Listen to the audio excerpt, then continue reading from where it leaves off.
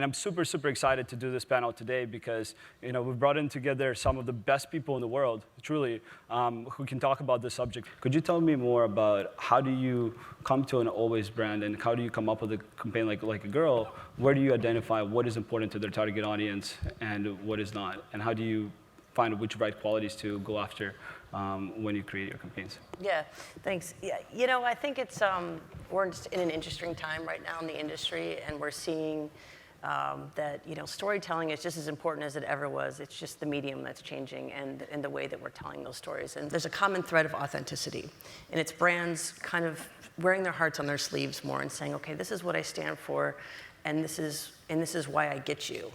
It's about brands finding that connection in a really personal way that feels right for their brand and authentic. And so with Like a Girl, they had a piece of data, which was sort of the spark.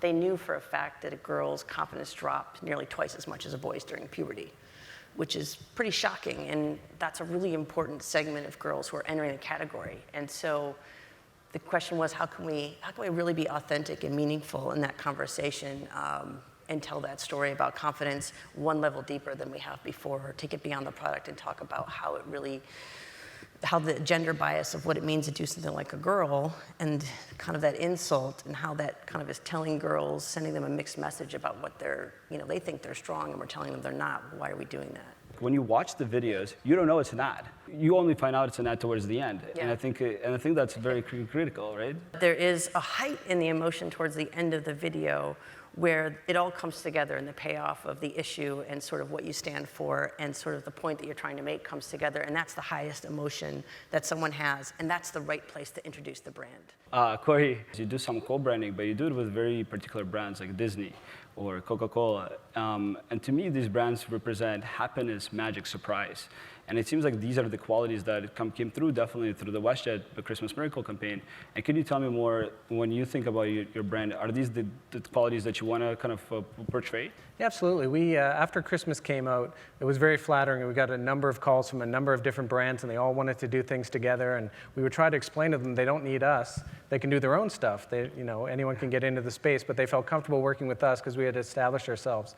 So it's very flattering when you're working with other brands. So we tried to choose like-minded brands like Disney and Coca-Cola, obviously both products that we sell and have on our airlines.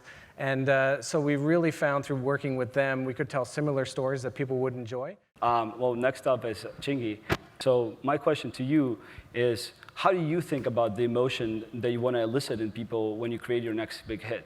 Well, as an artist, I believe you got to be as organic as possible with your fans, when creating music. Just being real, just being authentic in my approach. Music has this ability to put us in a very particular environment and place. When you create music, do you look at that and you say, okay, my next song will resonate with this type of people, or I'm going to go after this type of fan with this type of song? How do you think of that?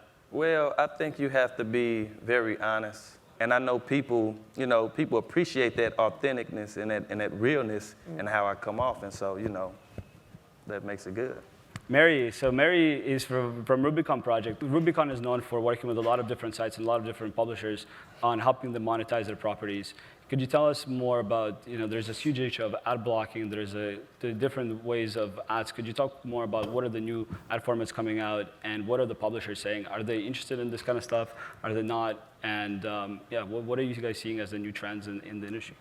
What's so exciting about where we are today, and it can be intimidating as well, is the fact that there is so much innovation. And what we're seeing coming from your inline unit is a perfect example of that. What's a win-win here, or a win-win-win, something like inline, which is what with your unit is, it gives an entirely different experience within contextual. You don't have to wait for a video and be interrupted in a pre-roll or post-roll. You're being able to see this right within the text, very similar to what Facebook is. So it's Facebook for every other publisher. And that's why it's so important to the publisher, right? Because ultimately the consumer is able to now have a really positive experience seeing amazing storytelling that happens to be an ad. And I think that's the real difference, and that's where, you always want to make this little kind of juxtaposition between, like, it's the ad tech leading the storytelling, or is it the it's kind of creative versus ad tech. They were trying to play that story in Canel, and it's not actually. It's going to be when these two fully come together, and it's things like you all are doing, and everybody on the panel is trying to do, that really is going to bring that together. One of the coolest campaigns that I've probably seen in the recent history was the Honey Maid campaign. A couple of questions I have regarding that campaign is, one, there was a backlash that occurred, and when you guys, what happened was a lot of people who had negative sentiment about this were tweeting negative tweets, and you've taken these negative tweets, rolled them up, and spelled out the word love with all the negative tweets, which was kind of turning something negative into something positive. Were you anticipating that backlash? What I think was amazing about that was that it was really about showing wholesome family. We understood that there could potentially be conversation that was negative around the position that we took, and we were ready for that, right? But I think what we would never be ready for is that ratio of 10 times the number of people who had negative tweets actually had positive ones. And that's, I think, what made that the culmination of that story so strong, is that, yes, there are people who are questioning whether this is wholesome, but at the end of the day, so many people and so many Americans really believe that this is kind of, or agree that we need to be showcasing families. Yeah.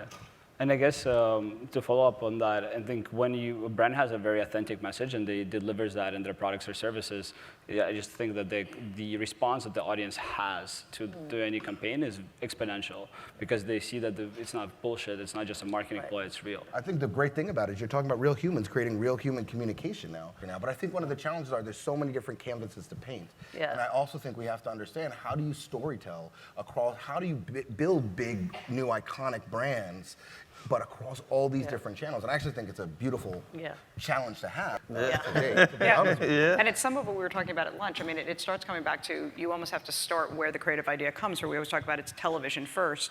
In a long way, it's now really starting to be mobile first creative ideas, because you're really going in a lot of ways to one-to-one, not one-to-many. And the distribution, obviously, that's where this programmatic world does help to a certain degree, because you can find those and identify them and get to them that much quicker. So, I mean, it's exciting in that sense for these iconic brands, because you can have a whole new conversation. You know, you both wrote down you'd like to spend more time with each other. Would you like that? Yeah. If the sky's the limit and you could do anything together, what would you do? I want to have a dance class with him and surprise Mom. We want to help you do that. But the catch is, you have to start today. So let's start from the very top.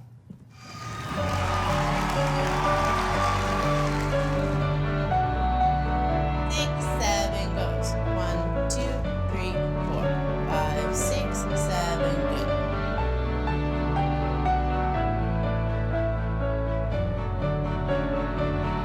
As a parent, you find yourself doing crazy things for your kids.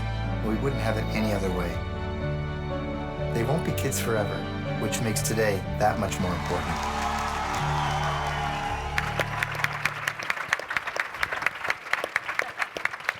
So this is really, really exciting. Thank you.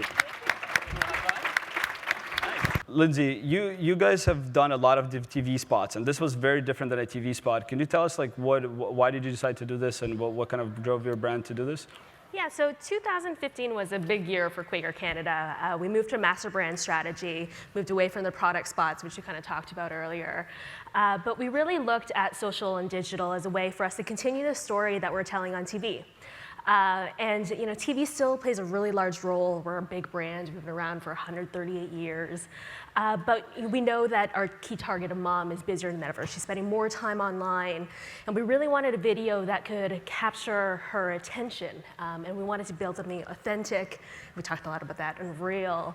And we wanted to leverage a real family who was relatable and who she could really connect with, to really bring to life our insight around Good Night Starts Today, to encourage Canadians, or since it's kind of gone a little bit more global, it seems to be a little bit more of a human truth, to do more of what matters. And so as we look at these long-form ads, it's a really great way for us to help build that emotional connection in ways that traditional media don't allow you to do. So, we definitely don't see us completely moving over to digital video, but it definitely supplements and helps us to build the story that we're starting on TV and continue it online. So. Awesome. Well, thank you. And Mike, I wanted to ask you a question about how do you go to brands like WestJet or brands like Quaker, PepsiCo, and educate them on creating this new kind of content? It is definitely an education process, and what we try to advise people is that content marketing and social stuff is a marathon, not a sprint.